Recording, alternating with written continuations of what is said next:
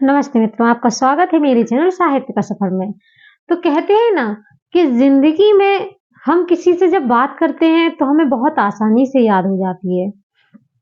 सभी लोगों के साथ में ऐसा होता है क्योंकि मेरे पास कमेंट आ रहे हैं कि मैम हम किसी से बात करते हैं तो हमको बहुत अच्छे से उनकी बातें याद रहती हैं, पर किताब हम पढ़ते हैं तो किताब हमको याद क्यों नहीं रहती? तो आज हम थोड़ा-सा इसी के माध्यम से आप लोगों को समझाना चाह रहे हैं कि आप लोग किस प्रकार से कौन-सी ऐसी तकनीक अपनाएँ कि जिसकी वज़ह से आपको किताब की भी एक-एक बात बहुत अच्छे से याद हो जाए। तो देखिए, जब आप किसी से बात करते हैं, तो 2 प्रकार की बातें ही आपके दिल को छू पाती हैं। वह कौन-कौन सी होती हैं? आप वीडियो को बहुत ध्यान से देखिएगा, वीडियो को ज़रा भी स्किप मत करिए क्योंकि ये वीडियो आपके लिए बहुत ही उपयोगी है। तो लोगों की 2 ही बातें हमारे मन को बहुत ज़्यादा छू पाती हैं। वह कौन-सी होती है? देखिए, या तो बहुत ही मनोरंजन भरी बातें कोई होती हैं जो हमारे दिल को छू जाती हैं और हमेशा हम उनको याद करके अपने आप में ही खुश हो लेते हैं। तो ये तो हो गई मनोरंजन वाली बात, जो हमेशा दिल में कभी भी आती है तो हमारे चेहरे पर मुस्कान दे के ही जाती है और हमें वो बात हमेशा याद आती है, उसकी वज़ह से हम खुश भी हो लेते हैं। दूसरी बात जो हमारे दिल को छू जाती है, वह होती है किसी की ऐसी बात, जो दिल में कहीं चुभ जाती है। किसी की ऐसी की हुई बात कि जिसने किसी ने किसी बुरी तरह से कह दिया है कि नहीं तुझसे ऐसा नहीं होगा या वगैरह-वगैरह बहुत सी बातें जो दिल को छू जाती हैं। देखिए, दिल को दोनों बातें छूती हैं, याद दोनों ही रहती हैं। फ़र्क क्या होता है कि एक दुखद होती है कि दिल को छूती है तो कचोड़ देती है बिल्कुल और याद रहती है चुभने की वजह से। और दूसरी बात होती है कि उसको हम कभी भी याद करें तो हमें हमें खुशी ही होती है। तो इस प्रकार से 2 बातें हमारे दिल को छू जाती हैं। अब आप लोगों के कमेंट आते हैं कि हम जब याद करते हैं तो पढ़ाई हमें याद क्यों नहीं होती? तो आप जब इसी के आगे मैं आपको बताना चाह रही हूँ कि आपको क्यों याद नहीं होता और कैसे याद होगा?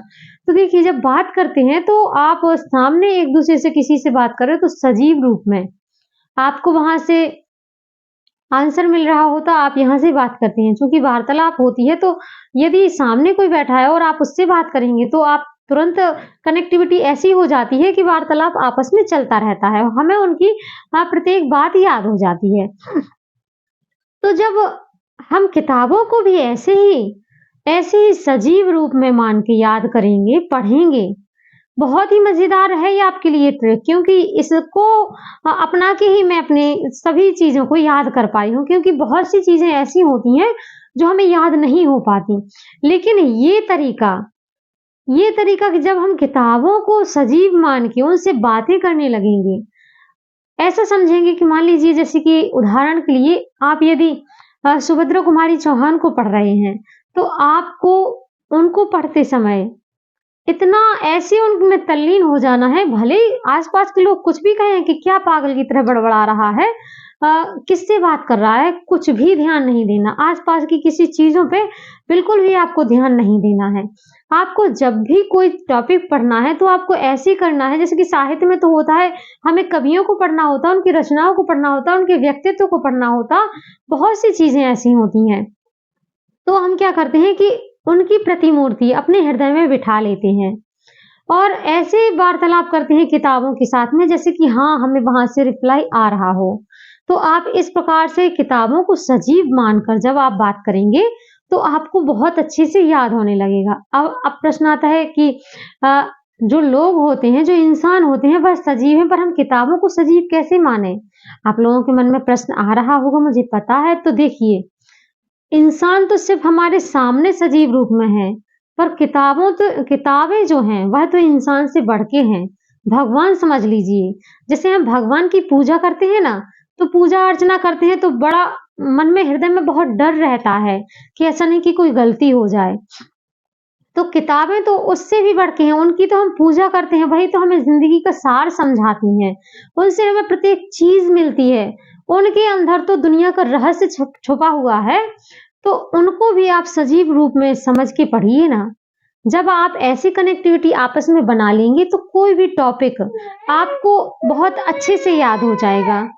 पिछली वीडियो में मैंने आप लोगों को बताया था कि किताबों से यदि आपको एक-एक शब्द को समझना है, तो आप उनसे भी कनेक्ट होते रहिए और अपनी भाषा में।